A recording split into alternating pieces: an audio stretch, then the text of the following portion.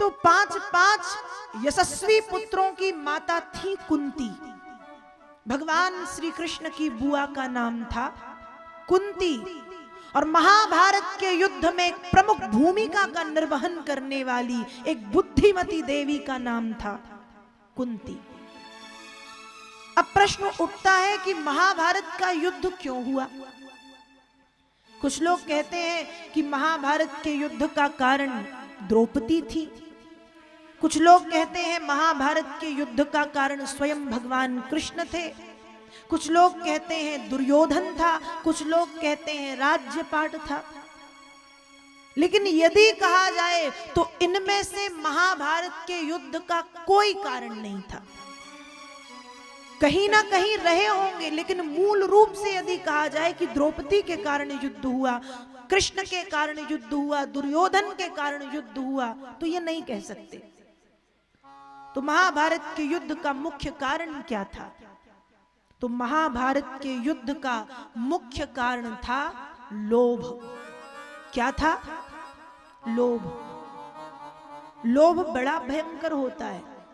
जैसे जंगल में आग लग जाने पर वह आग सारे जंगल को जला डालती है, वैसे ही यदि व्यक्ति के जीवन में यदि कहीं लोभ रूपी आग लग जाए तो वह आग हमारे जीवन को जला डालती है। लोभ भयंकर होता है। लोभ इतना भयंकर होता है कि भाई भाई के प्राणों का प्यासा बन जाता है।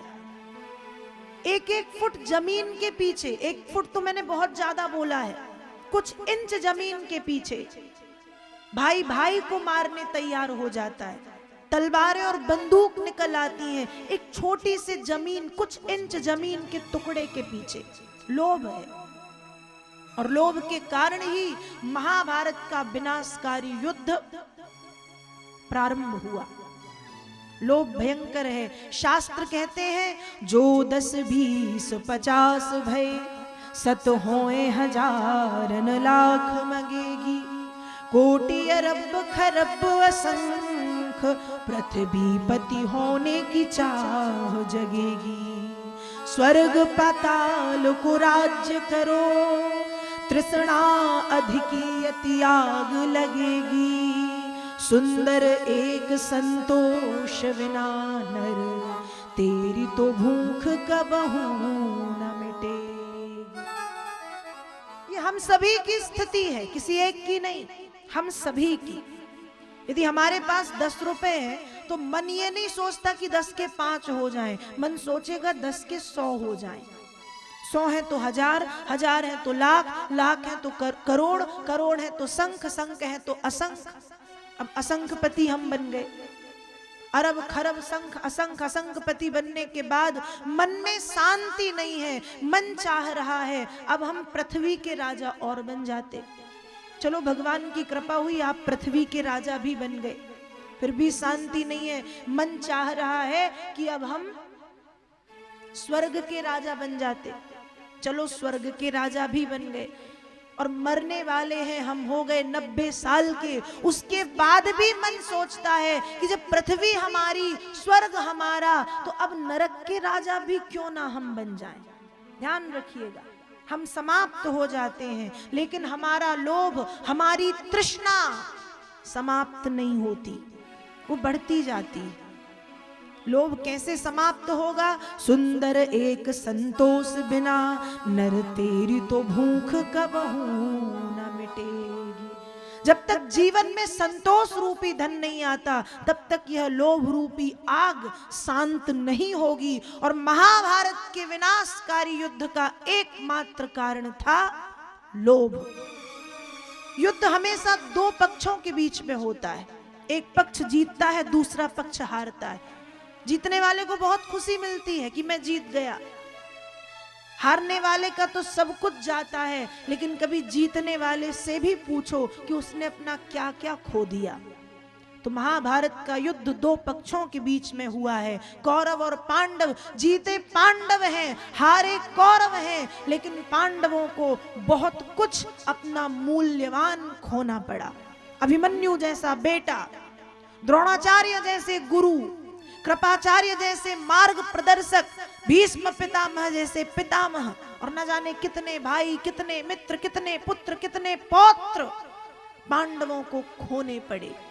युद्ध की प्रक्रिया, हम कहते जरूर हैं कि युद्ध हो जाए, युद्ध हो जाए या युद्ध करना चाहिए, लेकिन ये प्रक्रिया बड़ी कठिन है। जीतने वाला तो जीत गया, हारने वाला हार गया, हारने वाले का सब कुछ गया और जीतने वाले का भी बहुत कुछ गया। भगवान कृष्ण शांति दूत बनकर के गए थे दुर्योधन के पास और कहा कि दुर्योधन एक काम करो, पांडवों को आधा राज्य मत दो, कम से कम 5 गांव दे दो जिससे वे अपनी आजीविका चला सकें। तो दुर्योधन के सिर पे लोभ इतना सवार है कि वो कहता है कृष्ण तुम तो 5 राज्य की बात करते हो, सूचक्रे नैव दातव्यम बिना युद्धेन भारत, सूजी की नोक का अग्रभाग, अगले भाग के बराबर राज्य भी पांडवों को बिना युद्ध के नहीं दूंगा। युद्ध तो होगा। युद्ध हुआ, परिणाम पांडव जीते, कौरव हारे। कौरवों में प्रमुख जो है दुर्योधन, वो बच गया। अंत में भीम ने दुर्योधन की जंघा तोड़ दी तो वो कहीं पर जाकर के छिप गया।